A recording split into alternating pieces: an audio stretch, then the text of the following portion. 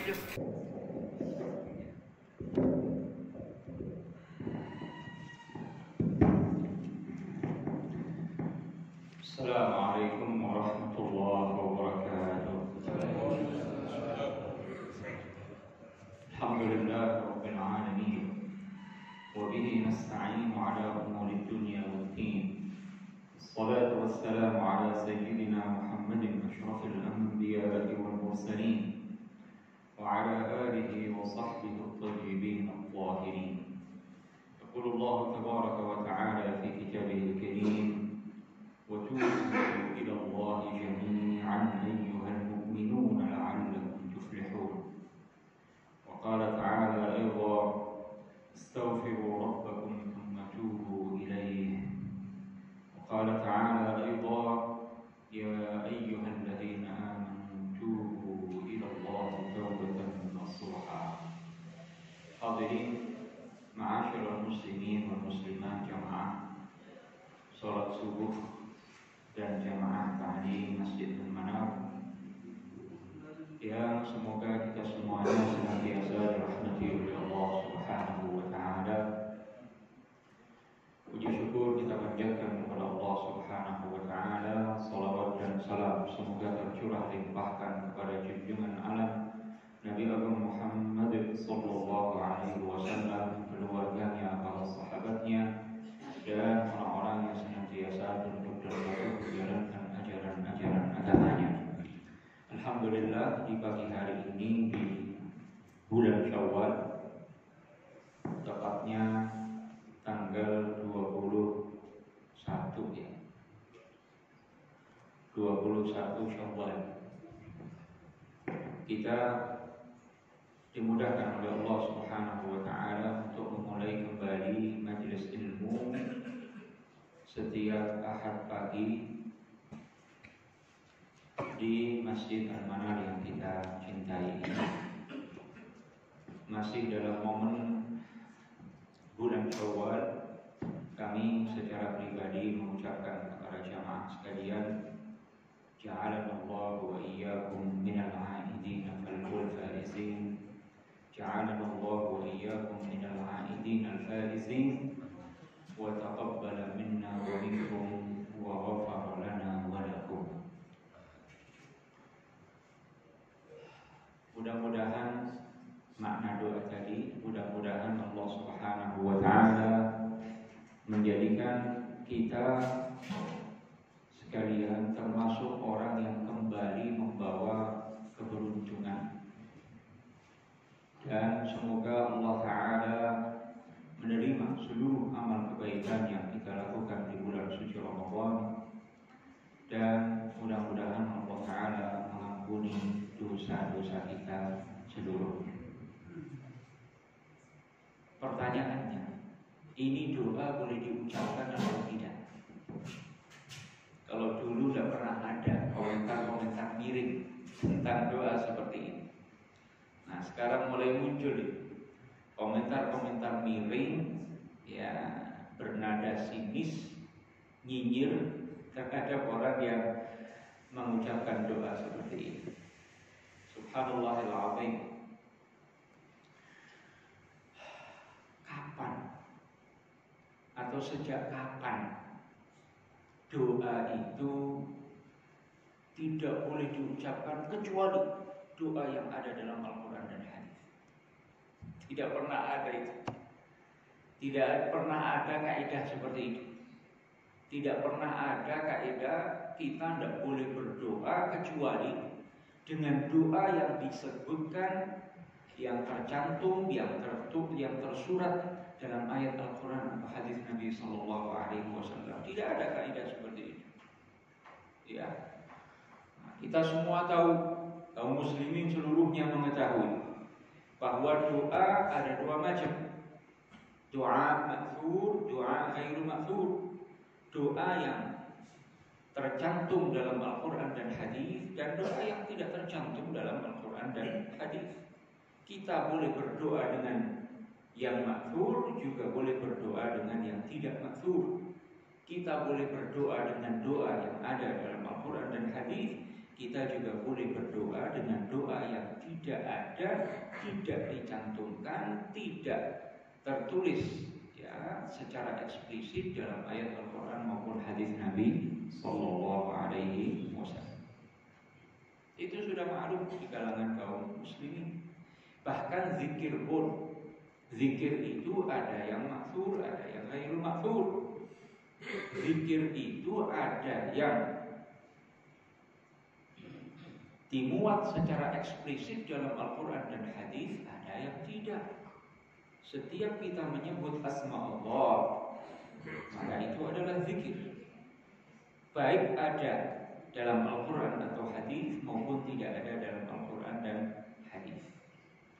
Jadi bagi orang yang sedikit mempelajari ilmu agama, ya dia akan paham ada zikir maksur, ada zikir ghairu maksur, ada doa maksur, ada doa ghairu maksur. Dan itu semuanya boleh dibaca, boleh dilakukan selama tidak menyalahi syarak. Selama orang tidak berzikir dan berdoa dengan sesuatu yang diharamkan oleh Allah Subhanahu wa taala, dengan sesuatu yang dilarang dalam agama. Coba, apa makna ja'alana Allah wa iyyakum minal 'aidin wal faizin atau minal 'aidin wal faizin? Semoga Allah Ta'ala menjadikan Anda dan kita semuanya termasuk orang yang kembali membawa keberuntungan. Al-'aidin itu diambil dari kata 'id. Diambil dari kata al-'id, hari raya. Para ulama mengatakan lima summiyal 'idu 'idan. Kenapa hari raya itu dinamakan 'id? Baik itu 'idul fitr, 'idul adha. Kenapa dinamakan 'id? Ulama mengatakan li'audihi wa takarrurihi, karena dia kembali dan berulang setiap tahunnya. Ya'ud kulla sana, ya'ud yatakarrar kulla 'am. Karena hari raya itu berulang kembali setiap tahunnya. Sebagian ulama lagi mengatakan li'audis sururi wal farhati bi'audihi, karena kembalinya kegembiraan ya dan kebahagiaan dengan datangnya Aid, dengan datangnya hari raya. Oleh karenanya, apa maksudnya ja'alanallahu wa iyyakum minal 'aidin? Semoga Allah Ta'ala jadikan kita dan Anda semuanya termasuk orang yang kembali setiap tahunnya, al-faizin, yang membawa keberuntungan. Keberuntungan seorang muslim adalah ketika berhasil melaksanakan ketaatan kepada Allah Subhanahu wa taala. Dengan keberhasilan kita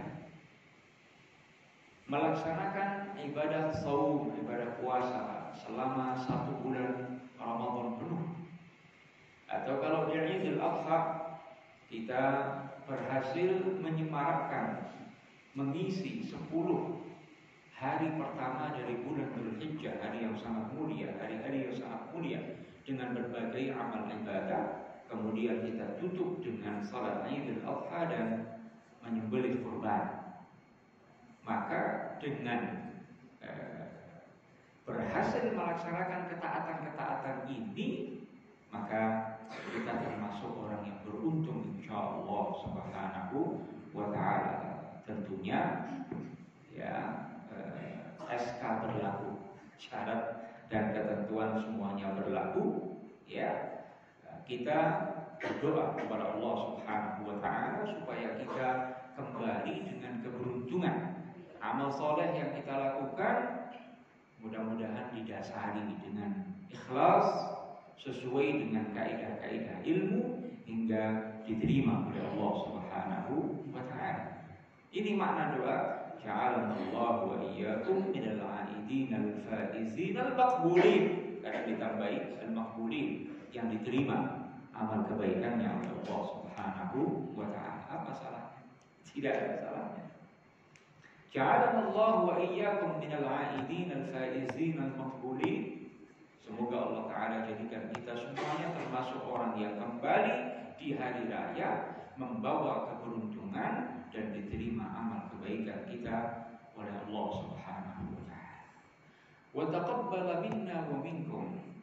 Ini doa dipanjatkan oleh para sahabat radhiyallahu taala anhum di hari raya.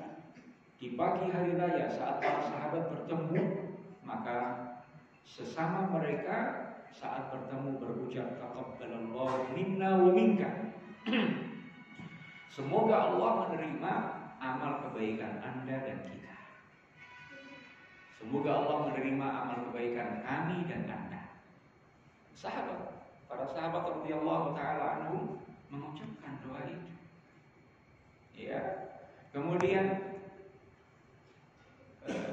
wa ghafara lana wa lakum, semoga Allah mengampuni dosa kita dan Anda. Ini doa kapanpun boleh dibaca. Ya, untuk siapapun selama dia seorang muslim. Ghafara lana wa lakum, semoga Allah taala mengampuni dosa-dosa Anda dan kami. Dan ini sesuai ya dengan hadis Nabi sallallahu alaihi wasallam tentang hadis mimbar yang kita semuanya sering dengar. Ya, bahwa Nabi saat menaiki mimbar beliau membaca amin. Tidak lama setelah itu baca amin. Tidak lama setelah itu baca amin. Maka kemudian setelah khutbah ditanya oleh para sahabat, apa yang Anda lakukan tadi ya Rasulullah? Kenapa Anda membaca amin, amin, amin? Kata Nabi, tadi Jibril datang kepadaku dan mengucapkan beberapa kalimat, salah satunya Qur'an liman adraka Ramadhana falam yughfar lah. Sungguh merugi orang yang mendapati bulan Ramadan lalu tidak diampuni dosa-dosanya oleh Allah Subhanahu wa taala. Sungguh merugi orang yang datang Ramadan lalu tidak memanfaatkan bulan Ramadan sebaik-baiknya sehingga diampuni dosa-dosanya oleh Allah Subhanahu wa taala. Nah, oleh karenanya kita berdoa wa ghafara lana wa lakum. Mudah-mudahan setelah Ramadan ini, setelah kita melaksanakan ibadah shaum selama 1 bulan penuh dan melakukan sekian banyak amal-amal saleh, mudah-mudahan Allah taala mengampuni dosa-dosa kita semuanya. Jadi doa ini boleh diucapkan kapanpun, ya. Dan doa yang kita baca tadi, ja'alanallahu wa iyyakum minal 'aidin al-faizin al-maqbulin wa taqabbala minna wa minkum wa ghafara lana wa lakum, boleh diucapkan terutama dalam momen Aidul Fitr, Aidul Adha, ya, dan momen silaturahim, saling berkunjung yang kita lakukan di momen Lebaran Al-Fitr, ya, pada setiap tahunnya, wabil khusus tahun ini 1443 Hijriah. Hadirin rahimakumullah. Sebelum memprotes doa tadi, coba kita tanya, itu ketika takbiran di hari raya, apa yang dibaca oleh kaum muslimin? Allahu akbar, Allahu akbar, Allahu akbar, Allahu akbar kabira, walhamdulillahi katsira, wa subhanallahi bukratan wa asila, la ilaha illallah, wallahu akbar, Allahu akbar walillahil hamd.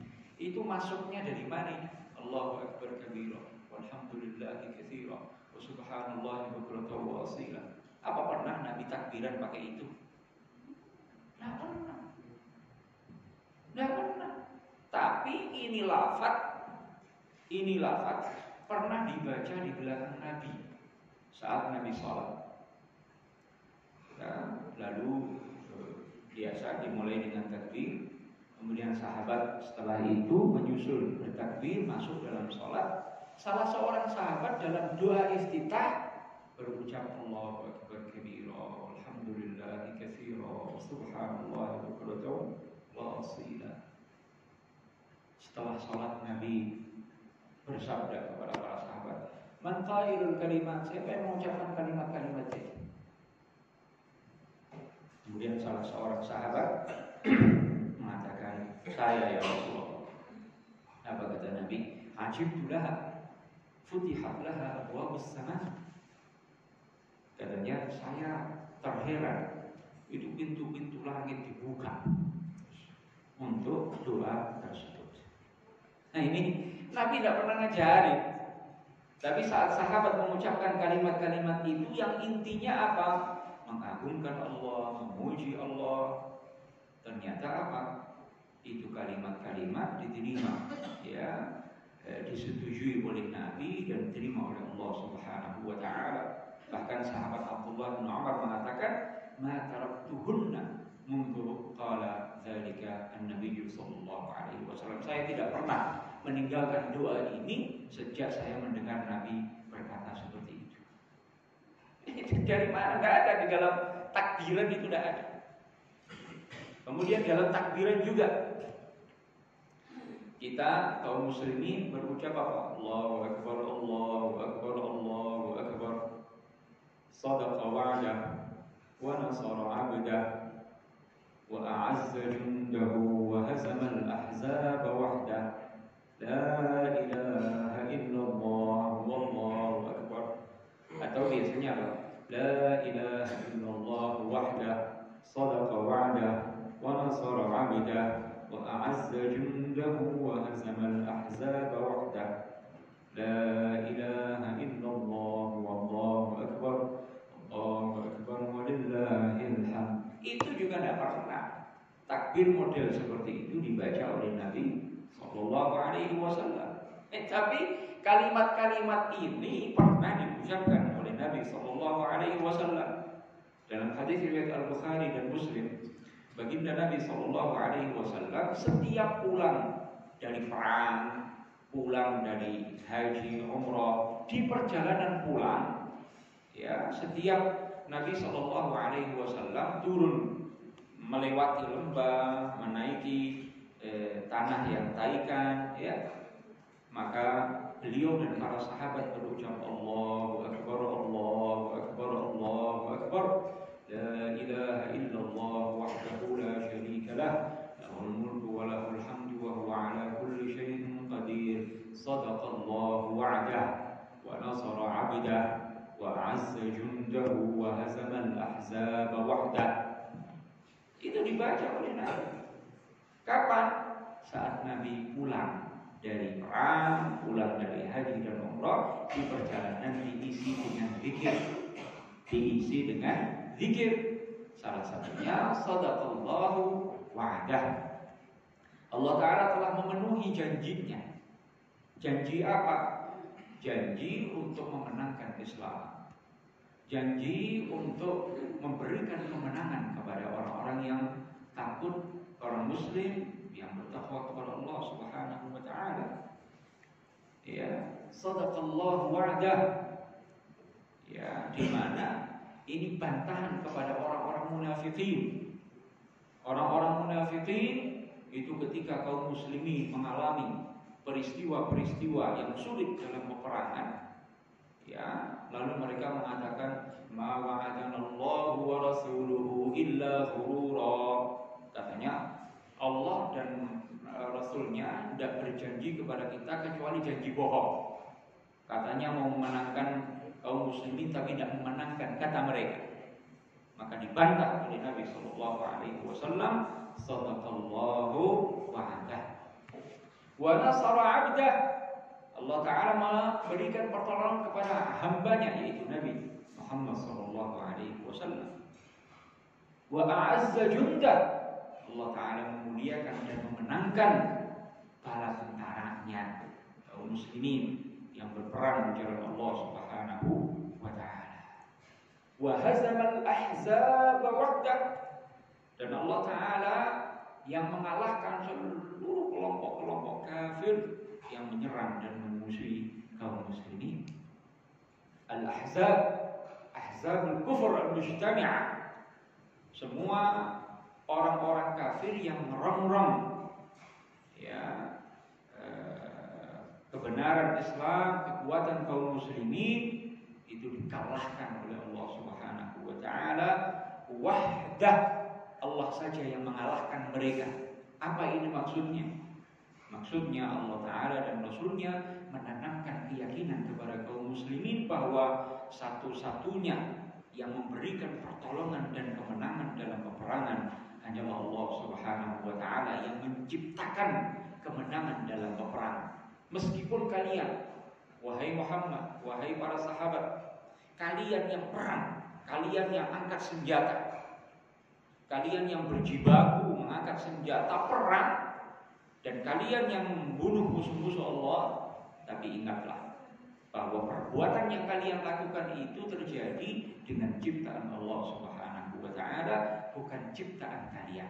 Kalian pelaku perbuatan itu, tapi perbuatan itu yang menciptakannya adalah Allah Subhanahu wa Ta'ala. Kalian yang melakukan sebab supaya diberikan kemenangan oleh Allah, tapi yang memberikan kemenangan sesungguhnya adalah Allah Subhanahu wa Ta'ala.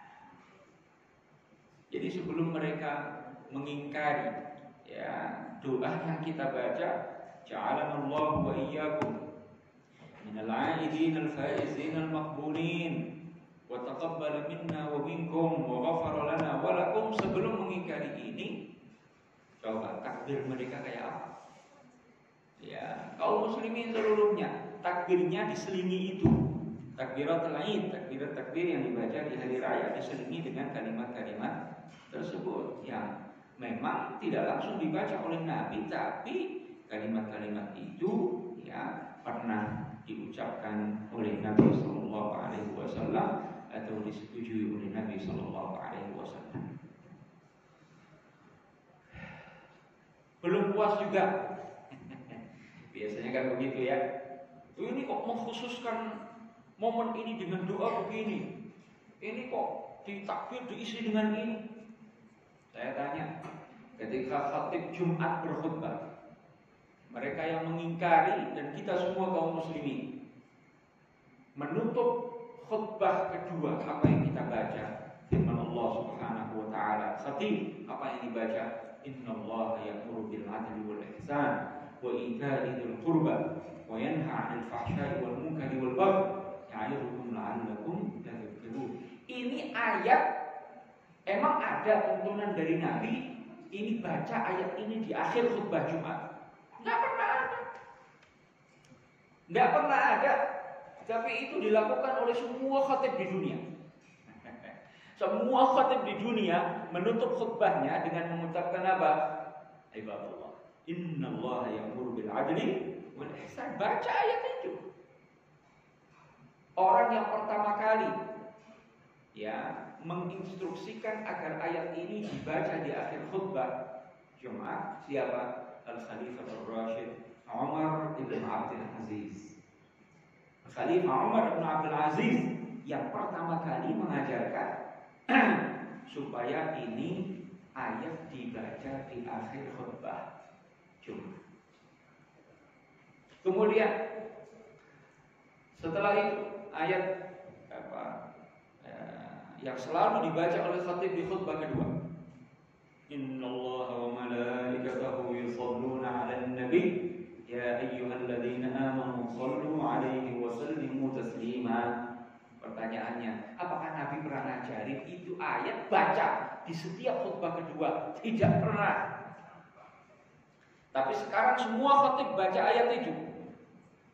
Siapa yang pertama kali mengajarkan, yang punya ide membaca ayat ini di khutbah kedua di setiap khutbah Jumat? Al-Khalifah Al-Abbasi Al-Mahdi rahimahullah ta'ala. Salah seorang khalifah dari dinasti Abbasiyah yang pertama kali membaca, mengajarkan agar ayat ini dibaca di khutbah kedua. Setelah wasiat takwa, kemudian khatib membaca ayat innallaha wa malaikatahu yusholluna 'alan nabi ya ayyuhalladzina amanu shallu 'alaihi wa sallimu taslima. Kaum muslimin dan orang-orang Wahabi semuanya baca dalam khutbah Jumat dua ayat ini. Setiap khutbah. Apa ada itu ayat Quran atau hadis Nabi yang mengatakan baca dua ayat ini di setiap khutbah Jumat? Tidak pernah ada. Ya, tapi kaum muslimin secara konsisten baca dua ayat itu dalam setiap khutbah Jumat. Dari sini ma'asyiral muslimin wal muslimat rahimakumullah, agama kita ini mudah. Agama kita ini bukan sesuatu yang sulit, sesuatu yang rigid, sesuatu yang sangat ketat, sesuatu yang selalu diisi dengan cemberut, ya, memandang sinis kepada orang. Tidak, ya, dalam sekian banyak hal agama kita ini membawa kegembiraan, membawa ajaran yang mudah, ya, doa boleh dibaca yang maksur, yang ghairu maksur, yang ada tuntunannya dari Nabi maupun yang tidak ada tuntunannya dari Nabi Sallallahu Alaihi Wasallam. Hadirin rahimakumullah. Itu hal pertama yang ingin kami sampaikan. Hal kedua tentang halal bihalal. Istilah halal bihalal ini tidak pernah ada, ya, dalam Al-Quran, hadis, bahkan di luar Indonesia tidak pernah ada istilah halal bihalal. Tidak ada. Tapi momen untuk saling bersilaturahim, saling berkunjung sesama saudara muslim, saling memaafkan, itu sesuatu yang baik. Sesuatu yang baik. Berarti substansinya sesuatu yang baik dan tidak bertentangan dengan ajaran Islam. Nah, istilah halal bihalal, ya, dalam perbincangan populer di tengah-tengah umat Islam Indonesia itu berawal dari tahun 1948. Jadi setelah merdeka 3 tahun itu terjadi bersitegang antara tokoh-tokoh politik di Indonesia. Ya, ada sekian banyak masalah sehingga mereka sulit untuk bertemu di satu forum, berkumpul dengan aliran politik dan gagasan yang berbeda-beda. Maka saat itu Presiden Soekarno menemui, ya, salah seorang ulama negeri kita, ya, dalam satu versi dikatakan Kiai Haji Abdul Wahab Hasbullah, dalam versi lain ada tambahan Kiai Haji Abdul Wahid Hashim. Jadi Presiden Soekarno bertemu dengan dua tokoh, ya, ulama Indonesia ini dan menyampaikan, ya, idenya gimana cara, atau dia minta saran bagaimana cara mengumpulkan tokoh-tokoh politik yang sedang bersitegang saat itu, bangsa mengalami disintegrasi, ya, perpecahan, faksi-faksi. Maka dimintai saran. Saat itu di bulan Ramadan, Presiden Soekarno bertemu dengan dua ulama ini. Maka Kiai Abdul Wahab Hasbullah dan Kiai Abdul Wahid Hashim, dua-duanya dari Jombang, Jawa Timur. Ya, beliau berdua mengatakan kita adakan saja pertemuan silaturahim di bulan di hari raya Idul Fitri di bulan Syawal. Kata Pak Karno, lah itu silaturahim sudah biasa, kita tiap hari juga lakukan, ya, dan nanti mereka tetap saja tidak mau ketemu. Maka Kiai Abdul Wahab Nasrullah mengatakan kita bikin saja, ya, istilah baru yang menarik supaya tokoh-tokoh politik itu pada mau hadir. Maka beliau mengusulkan dibuat saja istilah halal bihalal. Nah, halal bihalal artinya saling memaafkan, saling menggugurkan hak satu terhadap hak orang lain, ya, karena saat itu tokoh-tokoh politik berseteru karena berbagai kepentingan, ya, maka itu dianggap, ya, berprasangka buruk pada pihak lain, sehingga untuk menghalalkan itu diadakanlah acara halal bihalal. Nah, sejak saat itu Presiden Soekarno dan semua instansi-instansi pemerintahan mengadakan acara-acara dengan tema halal bihalal. Hadirin rahimakumullah. Sebagian kalangan menghubungkan acara atau istilah halal bihalal ini dengan dua hadis Nabi Sallallahu Alaihi Wasallam. Hadis yang pertama, Nabi Sallallahu Alaihi Wasallam bersabda, "Man kanat 'indahu mazlimatun li akhihi min 'irdihi aw min syai'." Barang siapa pernah menzalimi saudaranya terhadap harga diri saudaranya itu, aw min syai', atau sesuatu yang lain, falyatahallalhu minhu al-yawm, maka hendaknya dia meminta kehalalan kepadanya di dunia ini. Qabla an la yakuna dinarun wala dirham, sebelum dinar, dirham, harta benda tidak bermanfaat nanti di yaumil qiyamah. In kana lahu 'amalun salih, jika orang yang berbuat zalim memiliki amal saleh, ukhidha minhu biqadri mazlimatihi, maka amal saleh itu akan diambil darinya sesuai dengan kadar kezalimannya kepada saudara muslimnya, dilimpahkan kepada saudara muslim.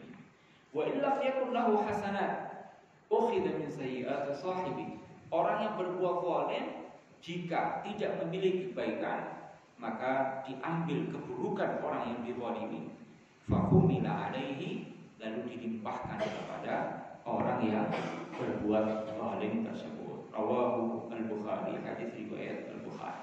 Hadis kedua, Nabi Shallallahu Alaihi Wasallam bersabda kepada para sahabat, "Atadruna manil muflis?" Tahukah kalian siapa itu orang yang pailit, orang yang bangkrut? Qalu al-muflisu fina man la dirham lahu wa la mata'. Orang yang bangkrut di antara kami ya Rasulullah, orang yang tidak punya harta, ya, tidak punya uang, tidak punya harta benda. Faqala, maka Nabi bersabda, "Innal muflisa man ata man ya'ti, innal muflisa min ummati man ya'ti yaumal qiyamati bi shalatin wa siyamin wa zakat." Orang yang bangkrut sebenarnya itu adalah orang yang datang di antara umatku, datang di hari kiamat membawa pahala salat, puasa, zakat, wa ya'ti man syatama hadza wa qadhafa hadza wa akala mal hadza wa safaka dama hadza wa daraba hadza.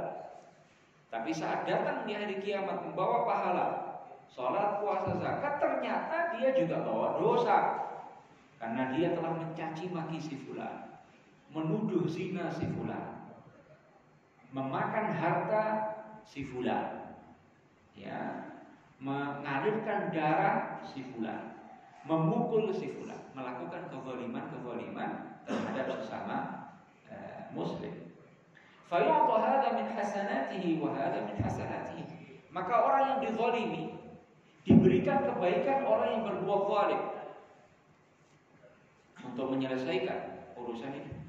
Fa in faniyat hasanatuhu, jika kebaikannya udah habis, qabla an yuqda ma alaihi, sebelum dipenuhi apa yang menjadi tanggungannya itu, ukhidha min khatayahu, maka diambil dari dosa-dosa orang-orang yang dizalimi, faturihat alaihi, dosa-dosa itu dilimpahkan kepada orang yang berbuat zalim, tsumma turiha finnar, kemudian dilimpahkan ke neraka.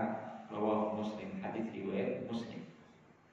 Jadi ya, sebagian kalangan mengaitkan istilah halal bihalal dengan dua hadis ini, karena dalam hadis pertama ada kata falyatahallalhu, hendaklah minta kehalalan, minta ridha, ya, atau diselesaikan dengan orang yang bersangkutan.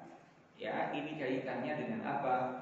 Syarat-syarat sahnya taubat. Ini kaitannya dengan syarat-syarat sahnya taubat atau rukun-rukun taubat. Ketika orang berbuat dosa yang bukan merupakan, ya, meninggalkan kewajiban dan tidak ada sangkut pautnya dengan hak sesama manusia, maka supaya taubatnya sah, harus memenuhi 3 rukun.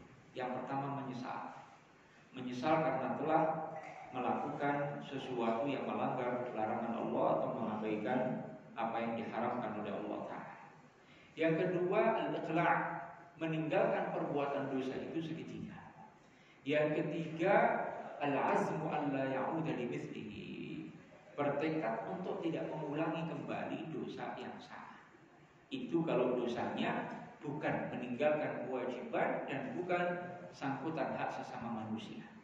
Jadi kalau dosanya meninggalkan kewajiban, maka untuk sahnya taubat ditambah satu syarat, mengqadha kewajiban yang ditinggalkan tersebut, baik itu sholat, puasa, zakat. Untuk sahnya taubatnya harus diqadha kewajiban tersebut. Tanpa mengqadha kewajiban itu, taubatnya tidak diterima oleh Allah Ta'ala. Kalau dosanya ada sangkutan hak sesama manusia, harus dikembalikan hak itu.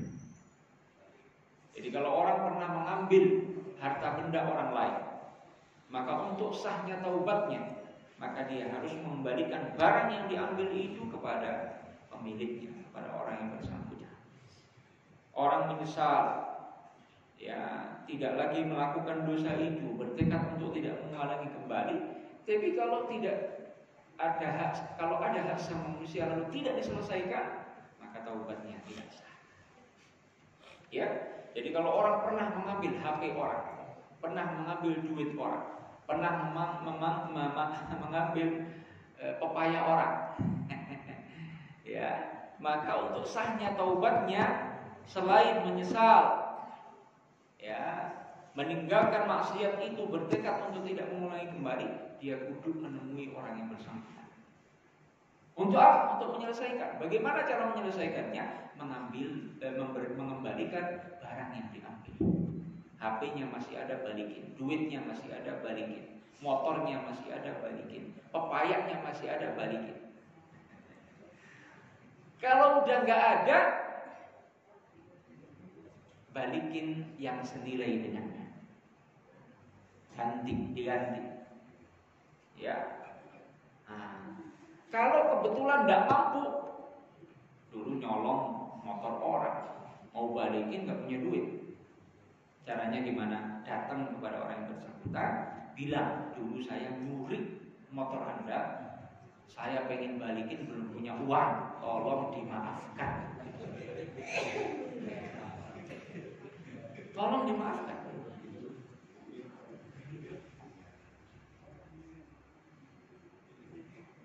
Nah, itu cara taubatnya seperti itu. Mendingan malu sekarang apa susah di akhirat. Karena kalau tidak diselesaikan sekarang, penyelesaiannya di akhirat. Di akhirat penyelesaiannya bagaimana? Tadi disebutkan dalam hadis Nabi. Orang yang berbuat zalim dan orang yang dizalimi, penyelesaiannya bagaimana? Kalau yang berbuat zalim punya kebaikan, kebaikannya diambil sesuai dengan kadar kezalimannya. Nyolong motor itu kira-kira gede nggak itu kezalimannya? Diambil kebaikan senilai motor itu, lalu diberikan kepada orang yang dicuri motornya. Ya, nah, kalau banyak sangkutannya, mencaci maki si fulan, mencaci maki si A, nuduh zina si B tanpa bukti, membunuh si C, ya, memukul si D. Nah kan jadi apa itu? Kebaikannya diambil, dikasih ke ini, dikasih ke ini, dikasih ke ini, dikasih ke ini. Belum selesai urusan, kebaikannya udah habis. Bagaimana penyelesaiannya? Dosa orang yang dizalimi diambil sekadar kezaliman dari orang tersebut, dilimpahkan kepada orang yang berbuat zalim. Nanti di akhirat tidak mudah, Pak. Orang bilang ya sudah, aneh maafin. Tidak bisa. Di akhirat orang mikirin nafsi-nafsi, gimana dia menyelamatkan dirinya. Ada kesempatan selamat, pasti diambil. Ya, urusan akhirat lebih sulit daripada di dunia. Ya, kalau di dunia orang mudah memaafkan, jadi kalau di akhirat, neraka. Masing-masing mencari jalan selamat. Ya, gimana orang bisa dikurangi dosanya? Ya, gimana orang bisa selamat? Ada kesempatan pasti diambil. Ya beda. Nah, makanya mendingan kita selesaikan dari sekarang, dari di dunia sebelum di akhirat penyelesaiannya sulit. Ya. Nah, termasuk apa? Ghibah. Kalau seorang muslim menggunjingkan keburukan orang lain, muslim lain, itu ada sangkutan hak sesama manusia. Maka penyelesaiannya caranya bagaimana? Datang kepada orang yang diribain. Tolong maafin, saya pernah ngerasani Anda, pernah ngomong buruk tentang Anda, tolong dimaafin. Dia bilang, ya saya maafin. Selesai. Ya.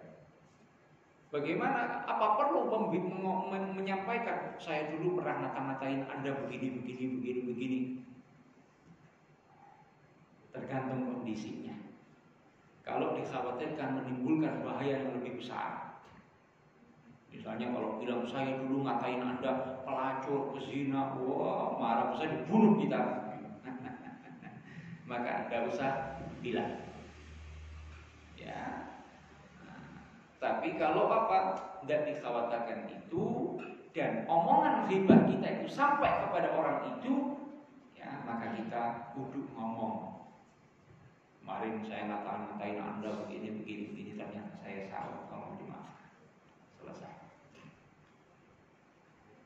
Ya, nah ini asal muasal dari istilah halal bihalal dari hadis Nabi Sallallahu Alaihi Wasallam, falyatahallalhu, atau para ulama juga mengatakan falyastahillahu atau istahallahu, meminta kehalalan kepada orang yang bersangkutan.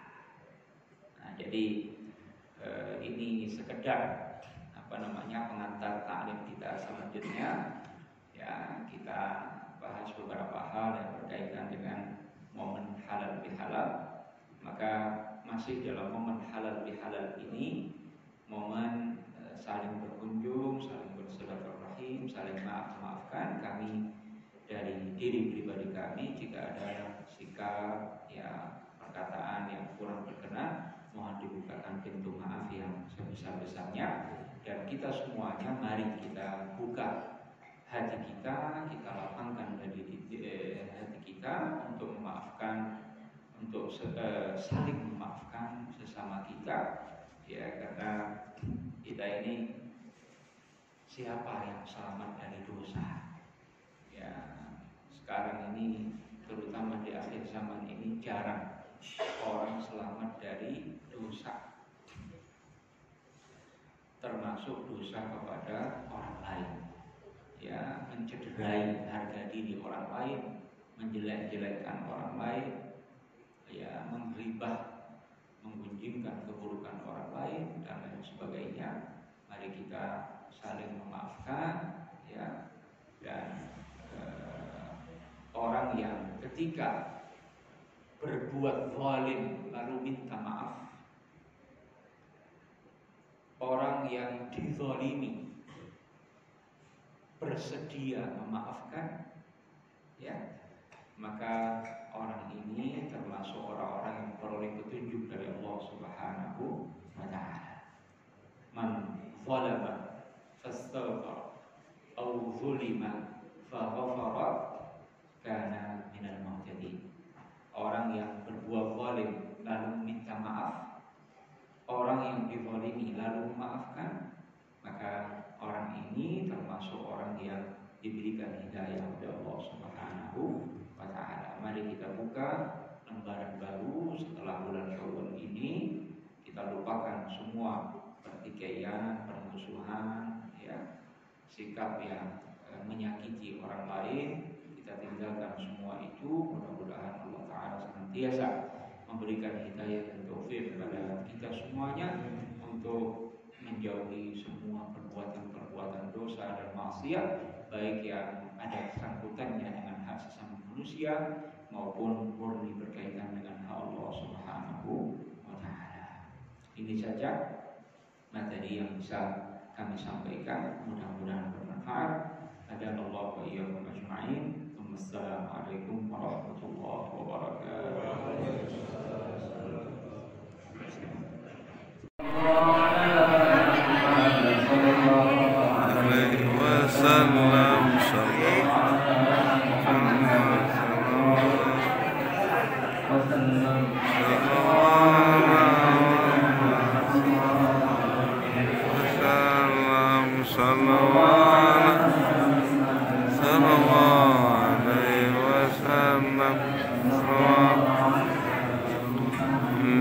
Sallallahu